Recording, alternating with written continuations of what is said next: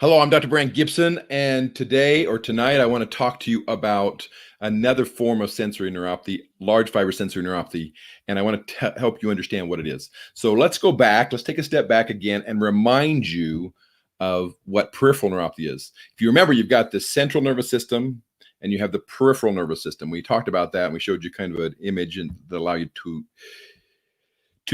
determine what that means. So the central nervous system is the brain and spinal cord, and the peripheral nervous system is all other nerves in the body, including sensory nerves, motor nerves, and autonomic nerves. So one of the types of sensory nerves are the large fiber nerves. So large fiber nerves are the nerves that go basically directly from the spinal cord to the other areas. They are sheathed or lined nerves. They have a myelin sheath around them that allows them to go quickly and go longer distances. These nerves usually carry motor function, balance control, vibration perception, position sense, so you can tell if your finger or toe is up or down, and temperature sensation, especially hot versus cold. Large fiber nerves typically present without pain. So dysfunction of these nerves is usually without pain because they don't usually carry pain symptoms.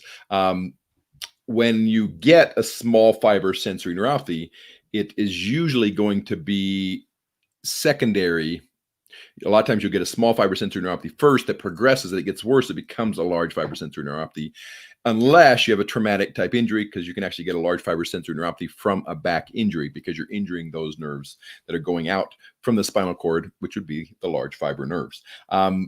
Large fiber neuropathy will also happen if you lose the myelin sheath. So if you get an injury to the lining and it slows down or weakens the signal, if you get injury to the neuron, just like the other types of sensory neuropathy, you basically start to lose that function. So large fiber. So a large fiber sensory neuropathy is something you want to know if you have, because it is treated differently than small fiber sensory neuropathy. So it's one that you should be evaluated for and determine if that's part of the reason that you have your peripheral neuropathy. So again, if you have peripheral neuropathy, you can have a large fiber sensory neuropathy, a small fiber sensory neuropathy, a motor neuropathy, or an autonomic neuropathy, or you could have a combination. You could have all four of those all at one time, or any combination of two, or so forth. So one of the big things you want to know is what type of sensory neuropathy or what type of peripheral neuropathy do you have, so that you can actually manage the treatment in the best way possible. This is Dr. Brant Gibson, and this is your Neuropathy Nugget,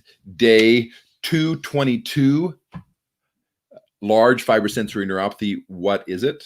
It is injury to the large fiber nerves, which are the sensory nerves that communicate between the periphery and the spinal cord and brain typically. So this is Dr. Brant Gibson. Have a great rest of your night.